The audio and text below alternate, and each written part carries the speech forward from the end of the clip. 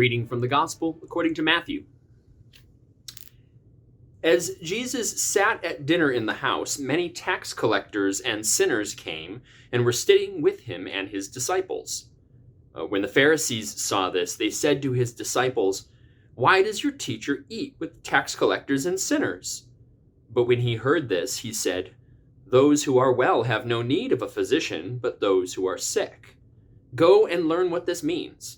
I desire mercy, not sacrifice, for I have come to call not the righteous, but sinners." The disciples of John came to him, saying, "Why do we and the Pharisees fast often, but your disciples do not fast?" And Jesus said to them, "The wedding guests cannot mourn as long as the bridegroom is with them, can they? The days will come when the bridegroom is taken away from them, and then they will fast. No one sews a piece of unshrunk cloth on an old cloak, for the patch pulls away from the cloak, and a worse tear is made. Neither is new wine put into old wineskins. Otherwise the skins burst, and the wine is spilled, and the skins are destroyed. But new wine is put into fresh wineskins, so both are preserved." The word of the Lord.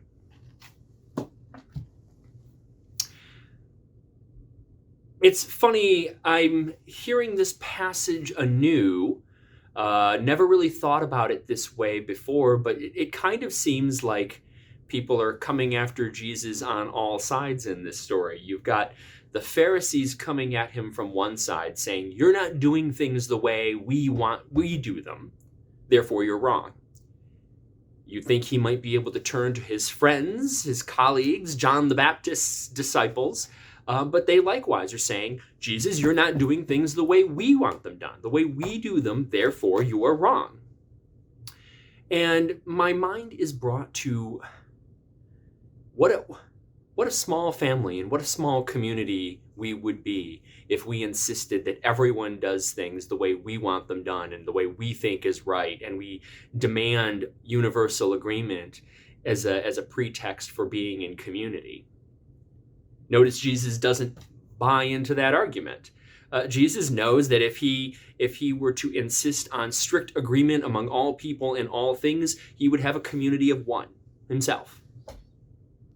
And so he rejects their arguments and points out that he's got good reasons for why he is different from them. He's got good reasons for why he isn't dining with the people they would dine with, or fasting the way they would fast. And he doesn't feel the pressure or the condemnation to cajole him into conforming. So when we're thinking about the kind of community we want to be, when we're thinking about the kind of diverse, broad, unconditionally loving community that we want to be, part of that is also going to mean we'll be confronted with people who choose to behave differently than we do, people who value things differently than we do. And what does it mean to maintain relationships and continue to be in community even in the midst of those differences? We just recently finished during the last season at St. James on our Wednesday nights doing a season where we talked about ethics. And that was very appropriate to this sermon, this reading here, because the conversation in ethics partly was around this idea that I will weigh goods in conflict differently than you will, differently than your spouse will, differently than your coworkers, differently than members of your church.